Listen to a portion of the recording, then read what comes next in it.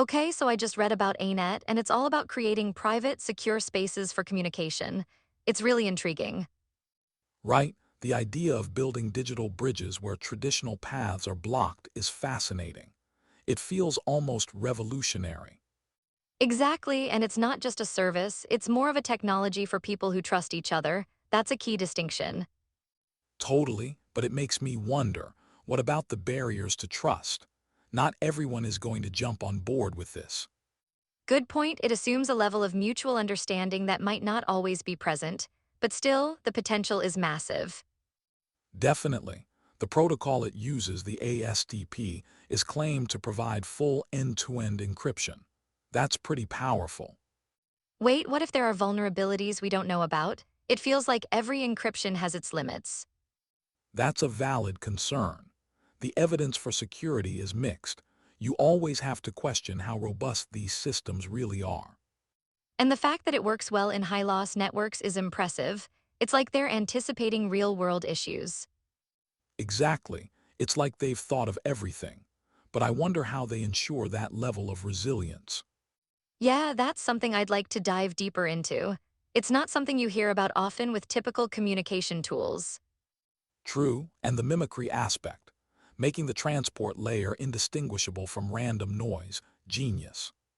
Right? It's like hiding in plain sight, but I wonder, can that actually fool advanced detection systems? That's an intriguing question. The effectiveness of that might depend on the sophistication of the monitoring technology. And let's talk about the cross-platform clients. They've got Windows, Linux, and even Android covered. Yeah, but does that dilute the experience?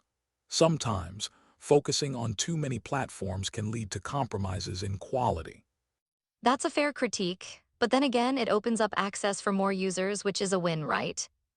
True, still, balancing functionality across different systems is tricky. They might be stretching themselves thin. I never thought about the potential downsides of accessibility. It's a double-edged sword. Exactly. And the whole project is built on Rust, which speaks to performance and safety, but isn't Rust harder to work with? It can be, but that also means they're likely prioritizing a solid foundation. It's a trade-off. Right, and let's not overlook the humor in the support the chaos section. It's like they're embracing the chaos of development. I love that it humanizes the project, but also, what's the deal with the alternative energy sources he mentions? Yeah, that was unexpected. It's like they're combining tech development with some underground spirit. Quite the vibe. For sure, it makes you wonder how that influences the coding process. Are they coding in a party atmosphere? Who knows? But honestly, the idea of coding under such conditions raises questions about focus and clarity. True, focus is key in programming. It's kind of a wild card that could go either way in productivity. But think about it. If this approach breaks through censorship, it could change how we communicate. Absolutely, that's a powerful implication. It's like a digital revolution for privacy and freedom of speech. And that brings us back to trust, right?